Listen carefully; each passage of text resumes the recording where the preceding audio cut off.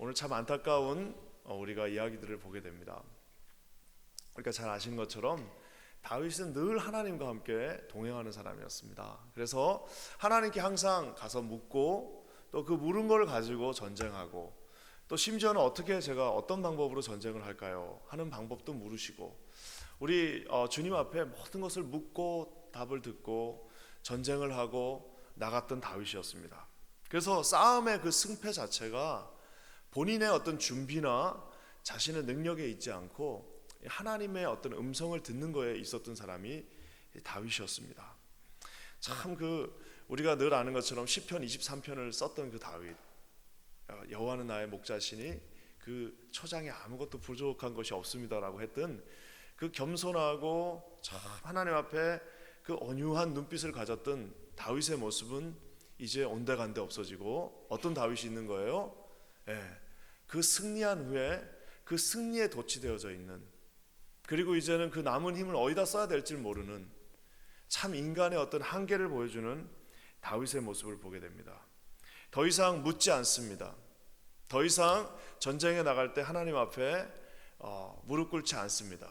그리고 이제는 뭐예요? 최일선에 나가지도 않습니다. 예전에는 전쟁을 하면 그냥 항상 맨 앞에서 그 탕 들고 하나님 앞에 나가서 전쟁을 했는데 이제는 앞에 서지도 않아요. 그냥 부하들 보내고 그냥 대충 하면서 자신의 그 왕국의 어떤 그 힘을 이제 과시하기 위하여 우리가 아는 것처럼 온 이스라엘의 인구를 조사하게 됩니다. 예전에 하나님 앞에 전쟁터에서도 기도하며 맨 앞에 서서 하나님 앞에 그 뜻을 구하였던 다윗의 모습은 이제 전혀 찾아볼 수 없고 자신의 100만이 넘는 군대를 자랑하면서 그 성전 자기의 왕궁 뜰 앞에서 이제는 한가롭게 왔다 갔다 하면서 이 나온 배를 두드리고 있는 중년의 다윗의 모습을 보게 됩니다. 많은 사람들이 아메리칸 드림을 이루기 위해서 미국에 왔습니다. 그래서 우리는 그 아메리칸 드림을 이루는 것을 성공이라고 하지만 실상 하나님 앞에 깨어있지 않는 성공이 얼마나 무섭고 저주인가를 우리는 보게 됩니다. 우리들 자녀도 마찬가지예요. 세상에 제일 무서운 게 뭐냐면 하나님 없는 성공입니다. 하나님이 없는 상태에서 성공하는 것은요, 그거는 가장 큰 저주입니다. 그래서 하나님이 없이 성공하는 것 자체는 하나님의 내어버림 속에 두는 참 무서운 일이라는 것을 우리가 오늘 보게 됩니다. 그래서 여러분, 다윗에게는 이제 최대 위기가 찾아왔습니다. 하나님께서요 그것을 그대로 넘어가지 않으셨습니다. 아까 제가 얘기한 것처럼 하나님 없는 성공이 아니라 감사하게도 다윗에게는 하나님이 계신 그 교만이었습니다. 하나님이 계신 성공이었어요. 하나님이 계신 가운데서 저지른 죄악이었습니다. 그렇기 때문에 하나님은 그 사랑하는 다윗을 절대로 그냥 놔주지 않으셨습니다. 그러니까 이제 내가 너를 징계하겠다 그러니까 다윗이 처음에는 가볍게 생각합니다. 뭐 까짓것 좀 징계 받고 말지 하고 생각했지만 그 징계의 수위가 어떤 거였어요? 전쟁에서 계속해서 패하게 하거나 아니면은 기근을 3년 동안 갖다 주거나 아니면 내가 너에게 전염병을 주겠다 그랬다. 왜냐하면 이 어떤 선택 하나가 쉬운 것이 아닙니다. 하나님이 사랑하는 자녀에게 그냥 넘어가지 아니하시고 어떻게 했어요? 따끔하게 징계를 주시는데 그 따끔한 정도가 그냥 대충 어떻게 회개하고 이런 정도가 아니라 아주 눈에서 눈물이 쏙 빠질 정도로, 다윗이 무슨 침상을 젖히고 기도한 게 무슨 다윗이 대단해서가 아닙니다. 다윗이 무슨 대단해서 침상을 적시고 기도하고 무슨 그가 대단해서 자신의 뜻을 돌리고 하나님 앞에 겸손하게 다시 선 것이 아니라 어떤 면에서는 하나님께서 딱 치셨어요. 하나님이 치시니까 그 앞에 서 있을 수가 없는 겁니다. 그래서 어떻게 했어요? 눈물이 나 하나님 앞에 온 정성을 다해서 하나님 앞에 회개할 수밖에 없었다는 사실입니다. 많은 사람들이 다윗의 초점을 맞춰서 이야기합니다. 다윗이 회개했기 때문에 다시 하나님 앞에 성군을 섰다고 그러는데요, 저 개인적으로는 그렇게 생각하지 않습니다. 다윗이 물론 회개한 것도 위대하지만 하나님께서 그를 회개시키신 거예요. 세상 사람들이 얼마나 많은 사람들이 있습니까? 그 회개하지 않는 사람들 많습니다. 하나님 앞에서 뻔뻔스럽게 죄악을 저지르고 하나님 앞에서 이 성전 앞에서 하나님 무서운 줄 모르고 자기가 옳은 대로 행하며 아무런 소견에 없이 아무런 꺼리낌 없이 하는 그 많은 사람들이 있음에도 불구하고 회개하지 않습니다. 하지만 오늘 하나님 앞에 사랑을 받은 다윗은 하나님이 딱 회초리를 들었을 때 그 앞에서 넘어지면서 회개하는 그 모습을 하는 우리는 보게 됩니다. 오늘 그 회개한 장소가 어디예요? 바로 오르난이라고 하는 곳입니다. 이 오르난이라고 하는 그 타작마당, 이제 사무엘하에서는 뭐라 아우라비의 타작마당이라고 그러죠.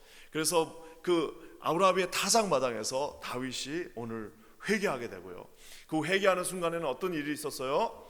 바로 여호와의 사자가 칼을 들고 이제 이스라엘 전역에 전염병을 일으켰던, 그래서 7만 명이 죽고 이제는 다윗이 있던 그 예루살렘에, 그리고 그 모든 리더들이 있었던 예루살렘을 치기 위해서 다 여호와의 사자가 오는 그곳 어디예요? 바로 오르난이. 그 오르난 타작마당에 이제 여호와의 사자가 칼을 들고 있는 상태에서 다윗이 회개하는 장면이 나오게 됩니다. 우리가 아는 것처럼 다윗이 진심으로 회개했습니다. 어떻게 회개했냐면요, 백성을 계수하게 한 자, 백성에게 그 숫자를 세게 한 자는 다른 사람이 아니라 접니다.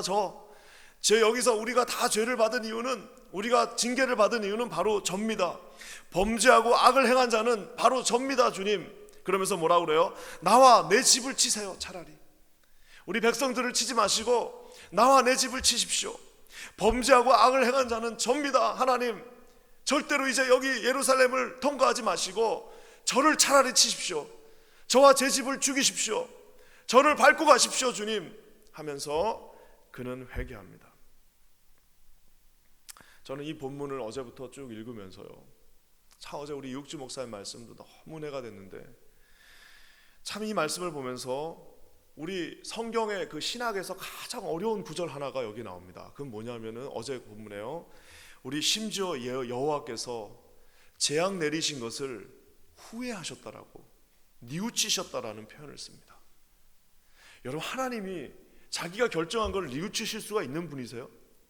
하나님은 완벽하신 분입니다. 하나님은 완전하신 분입니다. 하나님의 인생에서 후회하심이 없는 분입니다.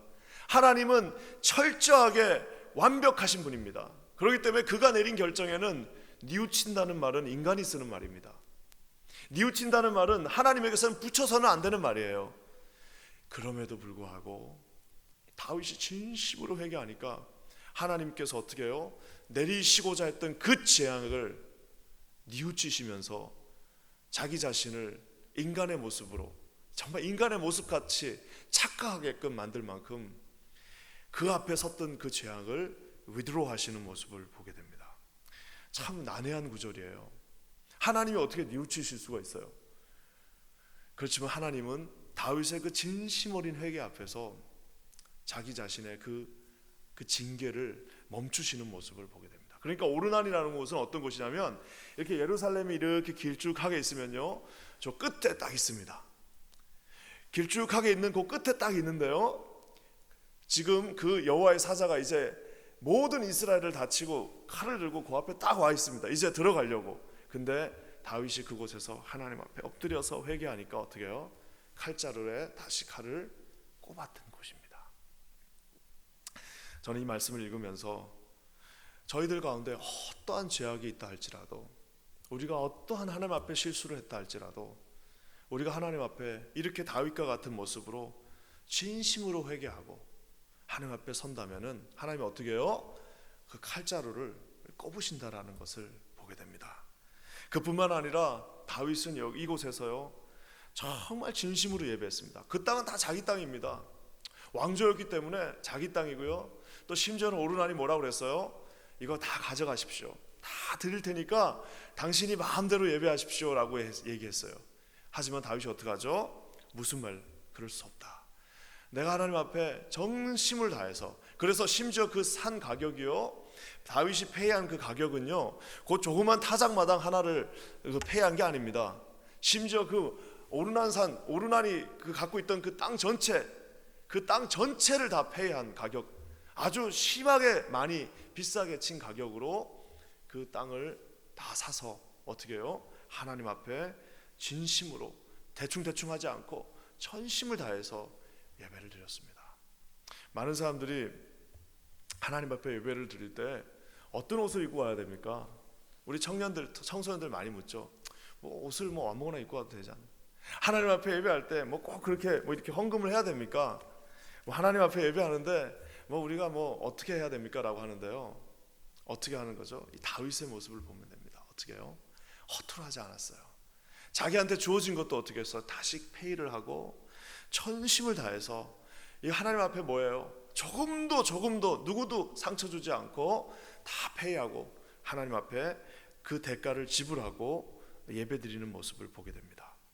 온 이스라엘의 온역이 예배드릴 때 멈췄습니다.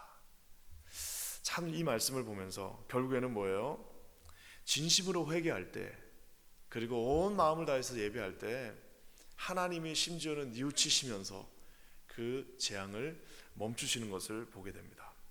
오늘 이 말씀이 참 아름다운 거는요, 참 우리가 그러면 오르난이라는 곳은 도대체 어딜까라고 한번 생각해 보게 됩니다. 오르난이 어디죠? 오르난 그 땅, 그 아우라비의 타작마당이라고 했던 그 타작마당은 바로 아브라함이 자신의 아들 이삭을 제물로 바쳤던 곳입니다. 그러니까 이 오르난이라고 하는 이곳에서 아브라함이 어떻게 했어요? 믿음의 조상이 되기 위해 어떤 면에서는 하나님 앞에 진정한 그 시험을 테스팅하기 위해서 어떻게 해요? 자기의 하나밖에 없는 그 100세가 다 되어서 낳은 그 아들을 하나님 앞에 칼을 들고 바치려고 했던 그곳이 바로 오늘 다윗이 있었던 오르난입니다. 그뿐만 아니라 다윗의 자손 솔로몬은 그곳에 뭘 지었어요? 나중에 뭐 다윗이 얘기했겠죠. 그래서 결국 다윗이 돈을 주고 산 그 오르난 그 아우라비 타작마당 위에다가 다윗은 그 피를 많이 묻혔기 때문에 하나님 앞에 지을 수 없었으나 자신의 아들이었던 솔로몬이 그곳에 정말 아름다운 성전을 지어서 자신이 드릴 수 있는 최고의 예배로, 그 제국에서 드릴 수 있는 최고의 예배로 하나님을 예배하던 곳이 바로 그곳이었습니다. 제가 이 말씀을 딱 읽으면서 문득 생각나는 게 있습니다. 그건 뭐예요? 마태복음 1장 1절이 어떻게 시작되죠?